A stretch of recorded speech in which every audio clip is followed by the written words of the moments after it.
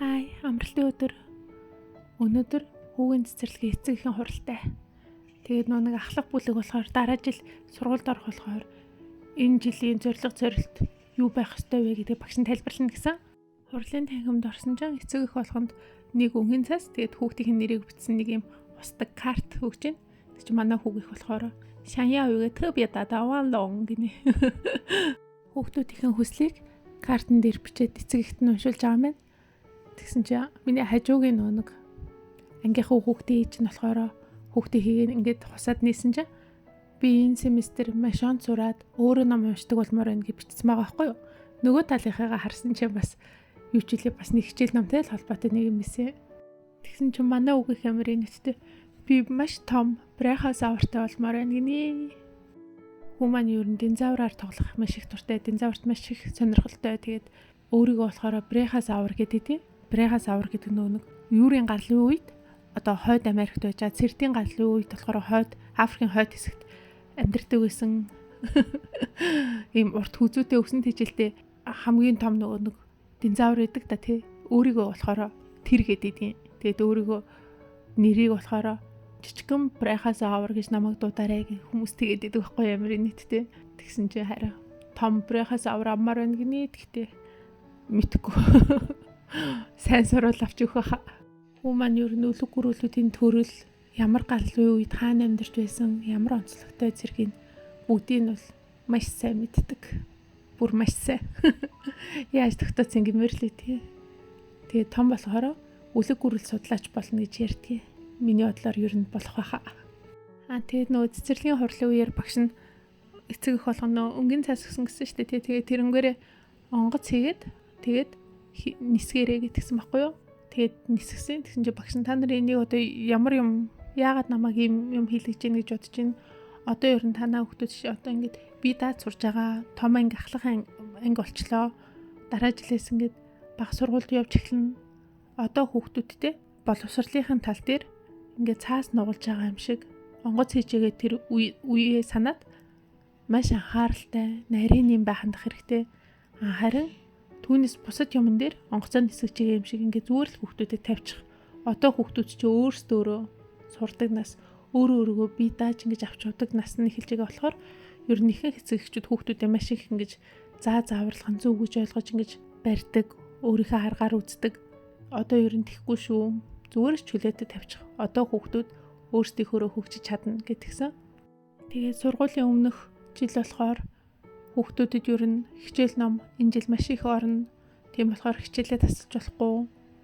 Тэгээд одоо тооны хичээл бас ингээд ханцны зурлагын хичээл гэсэн юм хичээлүүд орно. Түүнээс гадна маш их шүлэгч хийжлүүлдэг эртний нөө хятад шүлгүүд. Тэгээд тэднэрийг бас сайн хийжлүүлнэ. Тэгээд хамгийн чухал нь болохоор дээс тоглох. Хятадын хүүхдүүд одоо 10 жилийнхээ 1-р ангид одоо бага сургуульд орох үедээ тавигдах шаардлага заавал дээс тоглодог байх ёстой байдаг гэсэн.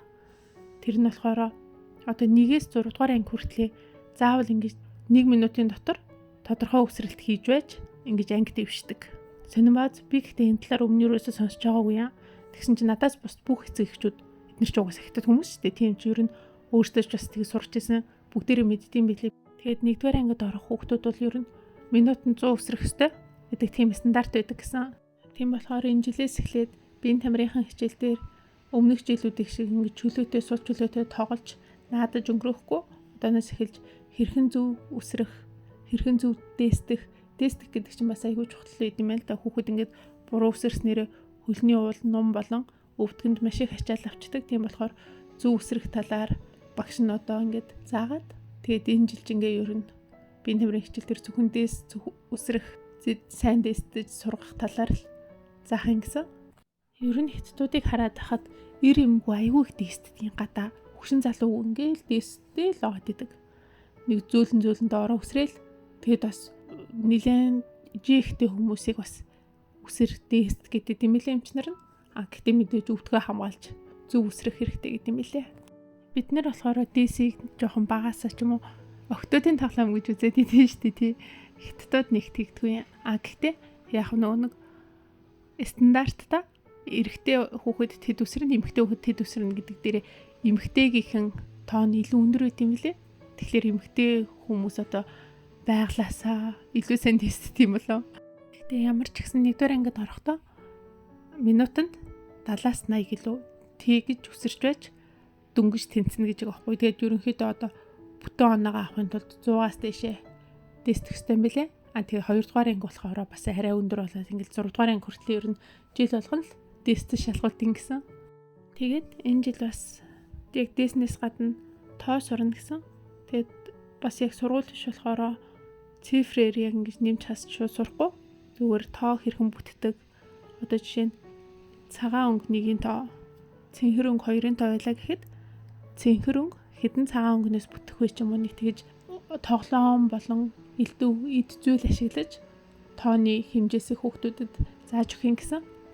Тэгээд бас өөр анхаарах юм нь хүүхдүүдэд шүлэг шийдлүүлэх гэсэн. Гэтэ ер нь бага ангиас нь эхлээл ер нь айгүй их хятадын эртний шүлгүүдийг шийдлүүлээд нэмэлээ хятад өөрсдөө одоо жишээ нь одоо болчмор хөөрөндөө гэсэн тийм амархан шүлэг биш, хүүхдийн шүлэг биш. Тийм эртний одоо би ч сонсоод баг зарим нь ойлгохгүй юм. Тийм нэг хэцүү үг болгоно нь тийм хэцүү ханц, хэцүү утгатай нэг тийм шүлэгнүүдийг хүүхдүүдэд айгүй хичээжлүүлээ. Тэгээд хооронд нь тэмцээн болгоо. Тэгээд оноо өгöd идэх. Харин бусдаар тэр гадаад хэл англи хэлийг бол нэг чухалчилдаггүй юм. Хятадууд өөрсдөө нэг дэлхийд айгүй том үндэстэн болно гэдэг ийм том амбицтай хүмүүс чинь за гадаад хэлийг сурсан чалаа байсан чалаа. Өөрсдийнхөө хэлийг сайн сураад өөрсдийгөө сайн судлахад болно гэсэн хүүхдүүдийг ер нь багаас нь жоохон тэгээд идэг болцсон сүүлийн жилүүдэд.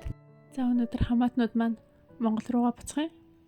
Бээжинд 7-8 ч юм уу за мартцаа хэд хонсон билээ. Ямар ч гэсэн сайхан амарч аялж байгаад буцаж байгаа юм. Цаг агаар яг сайхан үед хурж ирээд амарчаад буцаж байна. Тэгээд бас яг 9 сар гаргаа ирсэн болохоор хүүхдүүд яг хичээл сургуультай яваад хаа очиж гадуур нэг үзүр үйлчлэгийн дээр ойчор бахтай хүн бас арай гадуур хөдөлгөөн бахтай үед хурж ирээд сайхан амарчаа буцаж байна. За сайн яваарай. Бай бай.